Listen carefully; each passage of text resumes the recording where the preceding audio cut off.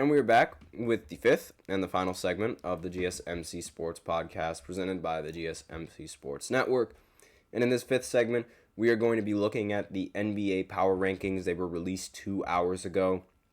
And we're going to go ahead and dive right in because I'm assuming I'm going to take a little bit of a while to do this. So give me 1 second. Here we go. First team on this list is the Oklahoma City Thunder. Makes total sense. They are a phenomenal team. They've been playing fantastic, and their defense is what really surprises me. As you could see from over here, it's a little blurry, I know, but they are ranked as the number one team in terms of defensive rating. The fact that they're doing this without Chet Holmgren is nothing short of impressive, in my opinion. And they've just been absolutely phenomenal day in and day out, and they deserve to be in the number one spot. The Cleveland Cavaliers, they moved down from 1 to 2, not a very big jump, and I don't really have a problem with that, especially for a team that has the number one offensive rating in the entire NBA. And their record speaks for itself. They're a fantastic team. They are not playing in the NBA in-season tournament, but again, those games aren't really important in terms of power rankings, and they've been phenomenal. They've just been great.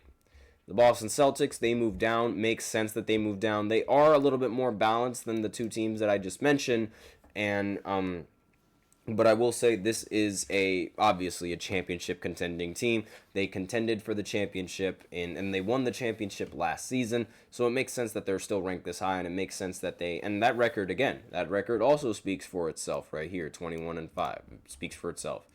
Dallas Mavericks moving up to staying at 4. Again, I don't agree with the Dallas Mavericks being this high at all.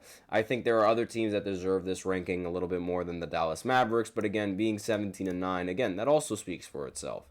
The Memphis Grizzlies being at number 5, nothing much has really changed so far, aside from the top 3 teams, and I don't really have a problem with Memphis being at 5, especially with how well they've been playing. I do remember they ended up beating the Celtics I think a week ago, and they, as you could see here, they're on a 10-1 stretch, or you can't see, but here you go. They're on a 10-1 stretch in these last few games, so they definitely deserve to be in the number 5 spot as of right now. Houston, they move up all the way to 6 from being ranked at 7. Makes total sense. This team is they did lose to the Thunder. I will say that this team is surprisingly more competent than what I thought they were. Knicks moving up from 8 to 7 makes total sense as well. This Knicks team has seemed to finally get it together, and they finally figured out a formula that allows them to win a lot of games, especially at home. The Bucks, no, they should not move up this much. This is ridiculous. This is a horrible list already. The Bucks should not move up all the way to 15 just because of this. What other teams are ranked below them? The Timberwolves. Timberwolves, I think, are a better team than the Bucks, honestly. I cannot lie. I think the Timberwolves are a much better team than the Bucks all around. They do not deserve to be ranked lower than them. The Heat, that is a little bit debatable, but I do think that I think the Bucks are a little bit better than the Heat. I understand it. The Heat shouldn't be this high, however, anyway. The Orlando Magic, they moved down. I don't know why they moved down. They ended up losing a play. I know why they moved down. They ended up losing Franz Wagner, so it makes total sense. And they also ended up losing a couple of games that they definitely would have won against Milwaukee had they had Franz Wagner. So the reality is that this team, if they were completely healthy, should be better than this team by a wide margin. A wide margin. The Denver Nuggets, they ended up moving up from 13 to 12. I guess that makes a little bit of sense. Nikola Jokic is just... But I will say this. The team as a whole is absolutely nothing without Nikola Jokic. So this rating is solely based on Nikola's performance. The Golden State Warriors dropping down from 6 to 13 makes total sense. I would have liked to see them drop down a little bit more, maybe to number 15, but we'll see which teams are at number 15.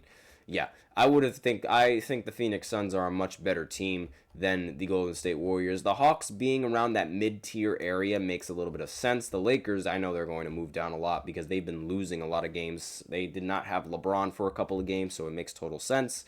The Clippers dropping to 16, that also makes sense. They haven't really been playing all that well. They slide from 5th all the way down to 9th place. The Kings, they're not a better team than the Lakers. I completely disagree with that. This should be swapped. The Kings should be at number 18. The Lakers should be at number 17. And, the record should really speak for itself. And the fact that LeBron hasn't really played all that much, that also has a factor as to why this team ends up moving down. He said he was going to play in every single game, but ends up missing 2 of them, which, that's just classic LeBron right there. But the Spurs, they ended up, there's a ringing in my ear. The Spurs, they end up moving all the way up from 20 to 19. Makes a little bit of sense, the value from Chris Paul. The Pacers, they move up from 25 to 20. The Pacers, they have been lackluster in this season so far. Their defense has not improved, and their offense has gotten worse. That's just a recipe for disaster. The 76ers, they end up moving down because that's what they get. Joel Embiid, guess what? Joel Embiid got hurt again. So probably not going to be playing for the next 5 months. And we'll see how this goes. But their offense is atrocious. Jared McCain also ended up getting injured, I believe. So this 76ers team is starting to look like the biggest disappointment since the Brooklyn Nets teamed up. Because at least the Brooklyn Nets were able to make the playoffs with the super team that they had with James Harden, Kevin Durant, and Kyrie Irving. But this is looking like a disaster class for the 76ers. The Bulls, they ended up dropping from 21 to 22. Not a very big drop. The same with the Brooklyn Nets, same with the Pistons, same with the Raptors. The Hornets, they stay in the same spot. The Jazz, they stay in the same spot. Every single team that has just been atrocious this season has stayed in the same spot so far. Wizards, they deserve this. They are absolutely terrible. Look at that record. Unbelievable. The Pelicans might also be a disappointment in this season because, again, it's a disappointment because of injuries. Same with the 76ers, but they were thought to have been contenders. They're just it seems like they are just a franchise that just gets cursed with bad luck.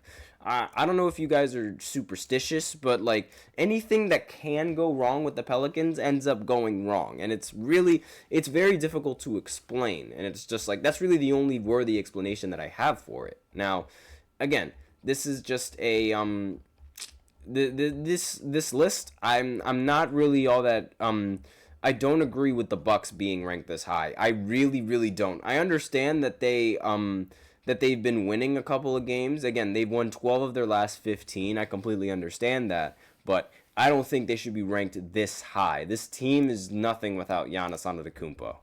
But that's just me. Let me know in the comments what you guys think of these power rankings and whether or not you guys agree with the list. That's all that I have for today on this podcast. That's it for the show. Thank you so much for tuning in to the GSMC Sports Podcast presented by the GSMC Sports Network. Your support means a lot to us, so remember to subscribe to the show, leave a positive review. It really does make a difference. We also invite you to follow us on Facebook, Twitter, TikTok, and Instagram for more content and updates. As usual, we love to hear what you guys have to say during the show, whether it be a hot take, whether it be a burning question, or something that you're just dying to share. We're all ears. If you really want your comment and or question to get noticed, I recommend using Super Chat. You just click on the $ below the chat box and send in your comments and or donations that way. Or you can use the link displayed below the ticker, gsmcpodcast.net, to send in your comments and or donations that way as well. Either or really helps the show. That's all that I really have today on this segment. Thank you so much for tuning in. I am your host, Nelson, and as always, take care.